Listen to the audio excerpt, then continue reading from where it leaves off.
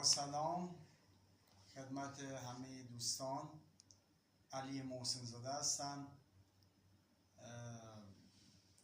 دوستدار و علاقمند به ادبیات و نوشتار.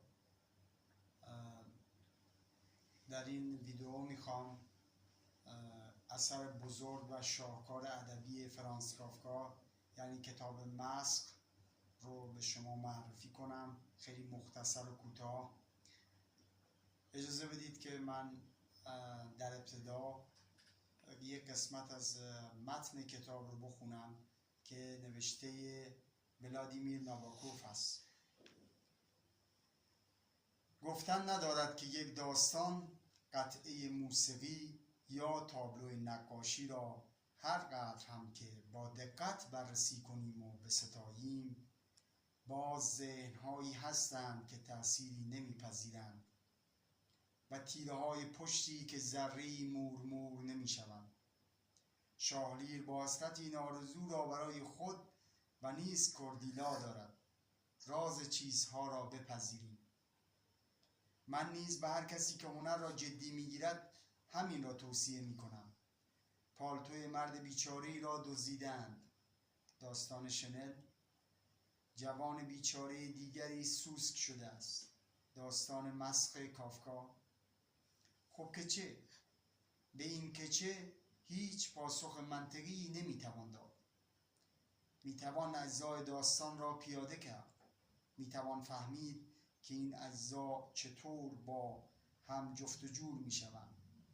هر بخش این الگو چطور به بخش دیگری پاسخ میدهد. اما در آدم باید سلولی، ژنی، جرثومه‌ای باشد تا در برابر حس‌هایی که نمیتواند تعریفش کند و نه از دستشان خلاص شود به لرزه درآید. زیبایی به اضافه دریغ، این دقیق‌ترین تعریفی است که میتوان از هنر به دست داد. هر جا زیبایی هست، دریغ هم هست. به این دلیل ساده که زیبایی محکوم به فناست. زیبایی همیشه میمیرد. ماده که بمیرد، رفتار هم میمیرد. فرد که بمیرد، جهان هم میمیرد. اگر کسی مسخ کافکا را چیزی بیش از یک فانتزی حشره‌ای بداند، به او تبریک میگویم، چون به صف خوانندگان خوب و بزرگ پیوسته است. این بخش کوتاهی بود از نقد آقای ولادیمیر ناباکوف بر کتاب مسخ.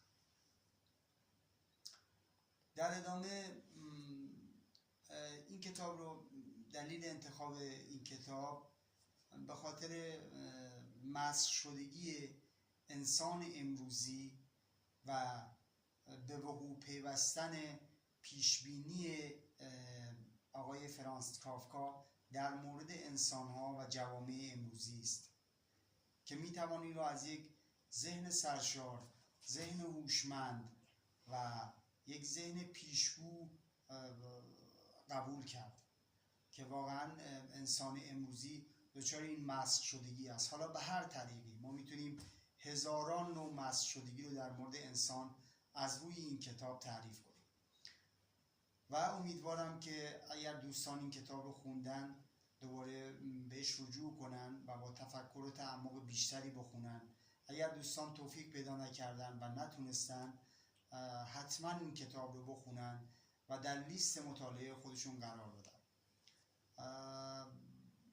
در پایان از همتون تشکر میکنم و امیدوارم که در ویدیوهای بعدی بتونم مثل آثار ادبی بزرگ رو به شما معرفی کنم، یه نقد کوتاهی برش داشته باشیم و به نوعی در روشن شدن انسان و به نوعی در پیشرفت تفکر و تعمق چه در داستان پردازی و چه در خلق آثار بزرگ ادبیات با همدیگر شریک باشیم.